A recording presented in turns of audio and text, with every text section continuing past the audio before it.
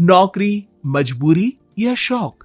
सीधी सादी सी रोली की शादी सिड से तय होती है। शादी के बाद तुम नौकरी करना चाहोगी? नहीं नहीं, बिल्कुल नहीं। वैसे मैं ये नहीं कहती कि नौकरी करना ठीक नहीं है, लेकिन पर्सनली मैं ये सोचती हूँ कि मैं गृहिणी बनूंगी। हाँ हाँ, क्यों नहीं। गृहिणी बनना भी आसान नहीं है। एक सफल परिवार चलाना किसी देश को चलाने जितना ही कठिन है। रोली को का साथ और बात दोनों अच्छी लगती है और फिर वो दिन भी आ जाता है जब दोनों की शादी हो जाती है। शादी के बाद ये क्या, सारा दिन किचन कपड़े और चार दीवारों के आगे पीछे घूमती रहती है। जा बाहर निकल कर देख, कितनी स्मार्ट लगती हैं वो औरतें जो नौकरी करती है। हाँ, अच्छी तो लगती है सासू माँ, लेकिन मैं नौकरी नहीं कर सकती। मेरा मन घर के कामों में ही लगता है। अरे मेरी बेटी तो कमाती है, अपने को फिट भी रखती है और सास को भी खूब शॉपिंग करवाती है। अच्छी बात है ना सासू माँ, मैं तो जो है उसी में संतोष मान लेती हूँ। बरकत होनी होगी तो इसी में भी हो जाएगी। ये बोलकर रोली चली जाती है। एक दिन सास की सहेली घर आती है, जहाँ रोली उन्हें चाय के साथ कई तरह के पकवान बनाकर खिलाती है। अरे वाह, तेरी बहू तो बहुत गुणी है, कितना सब बना कर ले आई। मेरी वाली तो ऑफिस से आकर 2 रोटी ही सेक दे तो समझो एहसान कर दिया। अरे ऐसा ना बोल, तेरे घर में 2 कार, 4 मंजिला मकान और तेरे लिए जो वो अपने पैसे से साड़ी लाती है वो भी तो कितनी कीमती होती है।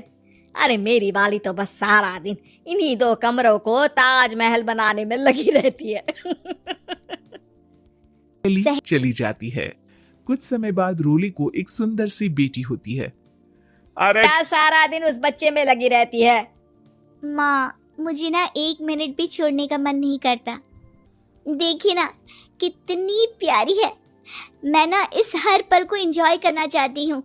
अरे हाँ हाँ, हमने भी बच्चे पाले हैं, हम भी जानते हैं कि कितने प्यारे होते हैं और अपने बच्चे को बढ़ता हुआ देखना कितना अच्छा लगता है। लेकिन एक दिन अचानक रोली, एक बहुत बड़ी घटना हो गई।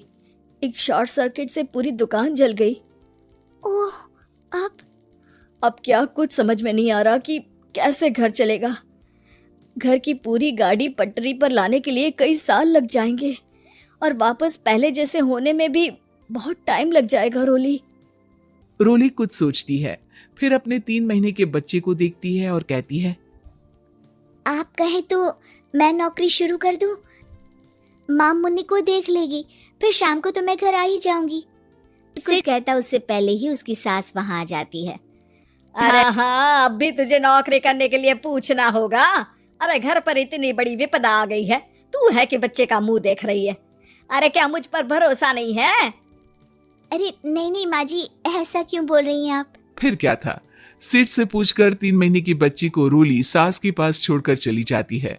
शाम को ऑफिस से आने पर अरे सारा दिन इसने तो चैन नहीं लेने दिया, बस गोदी में ले लेकर घूमती रही। हाथ दर्द हो रहा है। बहू को बहुत गिल्ट फील होता है, लेकिन जब वो घर की हालत देखती है तो चुप रह जाती है। ऑफिस में सहेली कहती है, अरे रोली, तेरी तो बच्ची छोटी है ना, कैसे मैनेज करती है? कैसे मतलब? घर पर रहती है वो अपनी दादी के साथ। ओ यार, कितनी अच्छी है तेरी सास। मेरी सास को जब पता चला कि मैं नौकरी ज्वाइन करने की सोच रही हूँ, वो तो सीधे अमेरिका चली गई मेरी ननद के पास। अच्छा, फिर तू कैसे मैनेज करती है? अरे मैंने तो फुल टाइम मेड रख ली है। ओहो, वो तो बड़ी महंगी होगी ना। हाँ यार, लेकिन कमाई भी तो हो रही है ना। यार, मैं तो कभी अपना बच्चा इनके मम्मी पापा के पास ना छोड़ू। प्यार दुलार में खराब कर देते हैं ये दादा दादी बच्चे को। नहीं नहीं, मुझे अपनी सास पर पूरा विश्वास है। जो मेरे पति को इतनी अच्छी शिक्षा के साथ बड़ा कर सकती हैं, वो मेरी बच्ची को कभी नहीं बिगाड़ेगी। खैर, रोली की इस सोच से उलट पड़ोसियों के बीच हाथ में बच्ची पकड़े रोली की सास कहती है, अरे क्या बताऊं, सारा दिन बहू बाहर रहती है। पहले अपने बच्चे पालो, फिर बच्चों के बच्चे।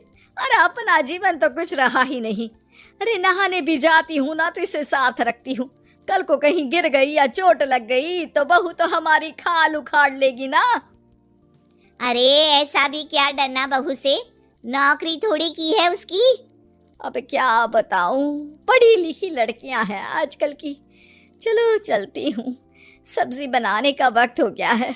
बच्चे आएंगे तो खाना तो बना मिले। सास ये बोलकर वहां से चली जाती है कि तभी रोली ऑफिस से घर पहुंचती है। बाहर पड़ोसियों को देखकर नमस्ते आंटी जी, कैसी हैं आप? अरे बहुत अच्छी हूँ, लेकिन तेरी किस्मत तो सबसे अच्छी है। क्या सास पाई है, मोती दान किए होंगे तूने। तेरा बच्चा भी देखती है, खाना भी बनाती है। बेचारी बहुत काम करती है तेरी सास। हाँ आंटी, सही बोल रही हैं आप। अब ऑफिस भी दूर है तो आने जाने में वक्त चला जाता है। खैर चलती हूँ। हाँ हाँ बेटा जाओ, गर्मा गर्म खाना खाओ। रोली घर आती है, जहां सास एक बार फिर छोटी सी मुन्नी की शरारतें गिनाने में लग जाती है। अरे आज तो इसकी वजह से मुझे 2 बार कपड़े बदलने पड़े। बार बार पानी गिरा दे रही थी। दोपहर में थोड़ा सोचा कि आराम कर लूं तो दूध के लिए रोने लगी। हाय, मैं तो परेशान ही हो गई। रोली को सास की बात अब कुछ अजीब लगती है, पर वो जल्दी से कपड़े बदलकर किचन में जाकर रोटियां बनाने लगती है। सारा महीना काम करने के बाद रोली को सैलरी मिलती है। वो पैसे लेकर सीधे सास के पास जाती है। हाँ जी, ये मेरी सैलरी। आपने हर कदम में इस घर का साथ दिया। मैं नौकरी करने के पक्ष में नहीं थी, मैं तो अपने बच्चे को बढ़ता देखना चाहती थी। मैं थोड़े में भी खुशी थी। कभी मैंने आपको किचन में पैर नहीं रखने दिया था। घर की मुसीबत नहीं आती तो मैं कभी इन जिम्मेदारियों को आप पर पड़ने नहीं देती। अब सास समझ चुकी थी कि उसकी गलती कहाँ है। हाथ में पैसे देखकर कहती है, मैं पढ़ी लिखी नहीं थी तो पति ने भी कभी पैसे हाथ में नहीं रखे, बेटे ने भी गल्ला संभाला, लेकिन तूने मुझे समझा। ये मेरा सम्मान है कि एक बहू होकर तूने पूरी सैलरी मेरे हाथ में रखी।